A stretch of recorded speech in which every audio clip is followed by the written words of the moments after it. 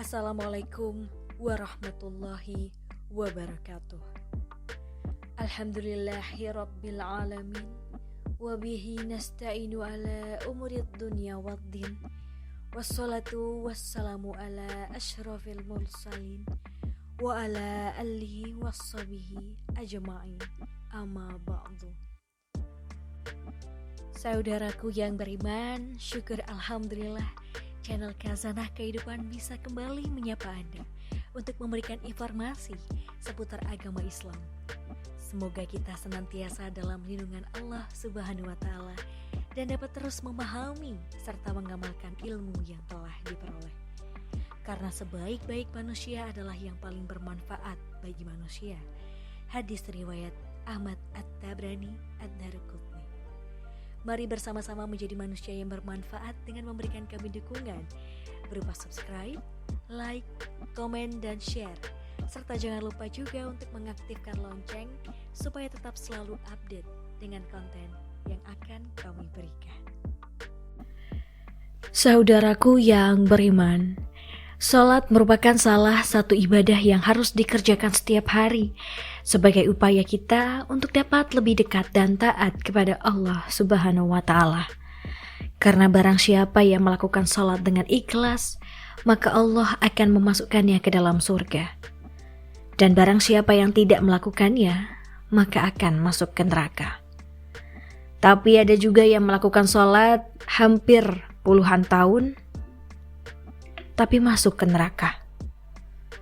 Sebuah kisah oleh salah seorang ulama yang bernama Abu bin Hashim yang setiap harinya selalu melakukan sholat 5 waktu dan sholat malam pun sudah hampir ia lakukan selama hampir puluhan tahun.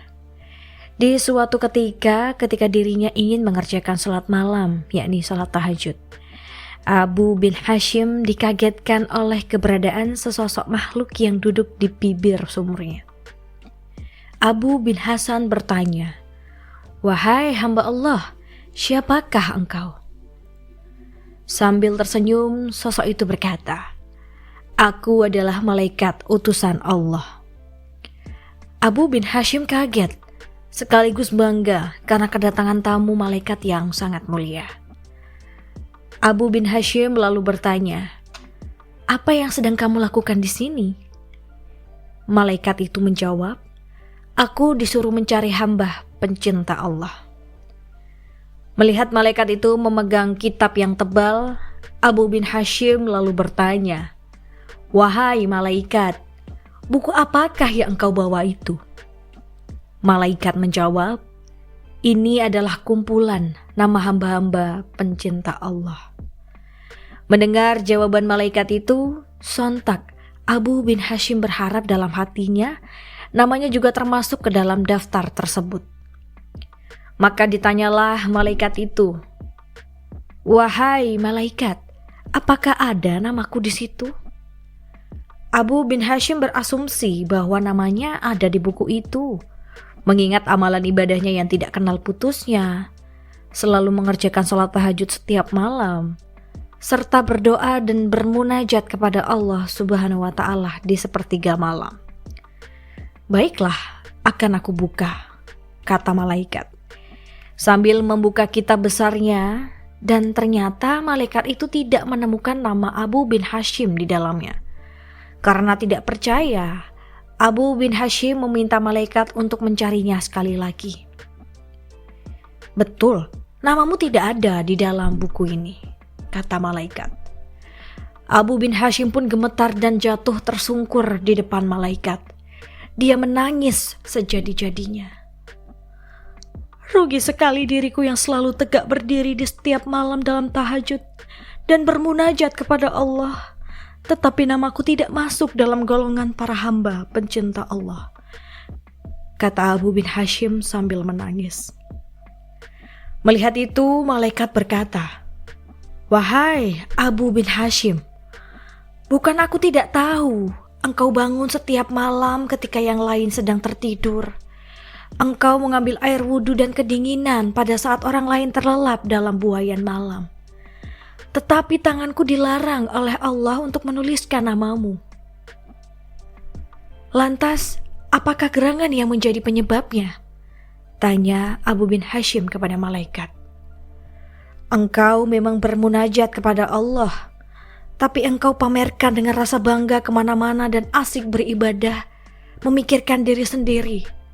Sementara di kanan kirimu ada orang sakit atau lapar, tidaklah pernah engkau tengok dan beri makan. Bagaimana mungkin engkau dapat menjadi hamba pencinta Allah kalau engkau sendiri tidak pernah mencintai hamba-hamba yang diciptakan oleh Allah itu? Kata malaikat. Abu bin Hashim seperti disambar petir di siang bolong.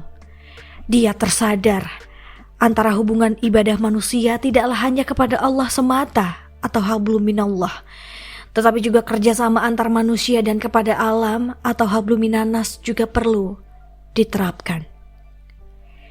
Saudaraku yang beriman, ternyata ibadah serajin apapun, kalau hanya diniatkan untuk dipamerkan, maka hal tersebut juga dikategorikan sebagai kategori manusia yang tidak peduli dengan kesusahan yang sedang melanda di sekitarnya.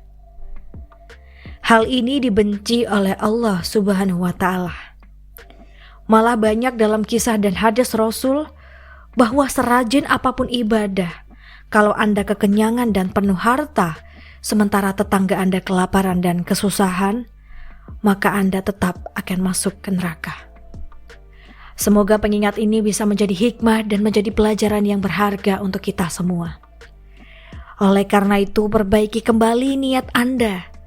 Jangan rajin ibadah apabila hanya semata untuk dipamerkan atau hanya mendapat pengakuan bahwa Anda termasuk orang yang rajin ibadah.